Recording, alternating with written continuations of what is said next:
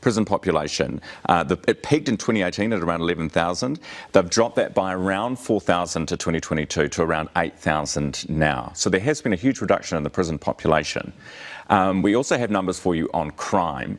You can see that retail crime is up 39%. Now this is between 2018 and 2022.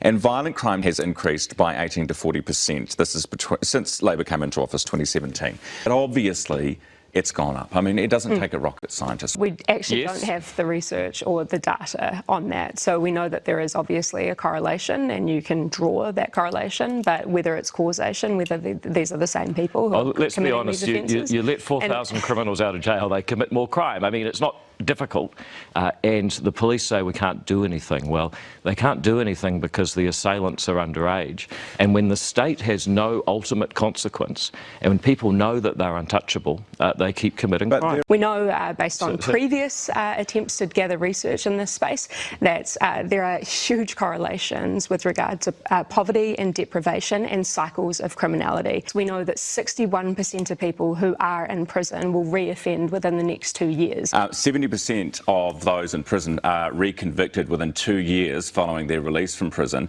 and 49% reoffend after those 2 years as well. So the numbers, they're not good. If you look at X policy, we say if you want to get early parole, improve yourself. Learn to read, especially. Too many prisoners get out illiterate. You can't get a driver's license, can't get a bank account, can't get a job. Of course you're going to reoffend and be back in prison, like you saw on those stats on the screen before. 70% going straight back into prison. So we say we make it a condition of parole that you do self-improvement. The experiment of letting 3,000 extra prisoners out of prison, and I'm talking about sentenced prisoners, in the last 5 years, has turned out exactly as we thought. You let criminals out of prison, they commit more crime. We should also have a youth wing of corrections where 14 to 17-year-olds have an ultimate consequence, because right now the problem is, A, they keep reoffending, but B, they don't follow any other instructions from police because they know ultimately police can't touch them. We know that providing that rehabilitation and that wraparound support and that intensive wraparound support for these young people who also are disproportionately coming to police's attention at the average age of 4 years old, and 95% of them have been implicated in a family harm incident that the police have also known about. There are opportunities to intervene and to prevent this stuff happening in the first place.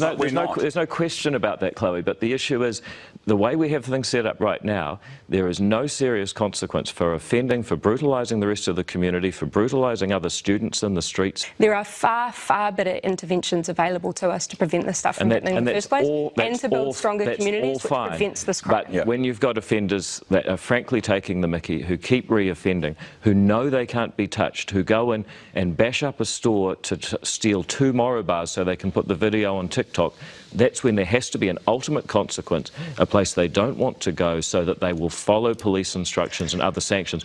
Otherwise, they'll just keep on rebelling. I just got to say, no one's looking at the Crimes Act and saying what is the offence and the amount of time they're going to be serving in prison if I'm doing these things. These are not crimes of hope. Of course they're not. Of course they're not reading the Crimes Act. But what they are doing is they know they can't be touched. They actually know their rights pretty well. They keep reoffending, and it's got to stop.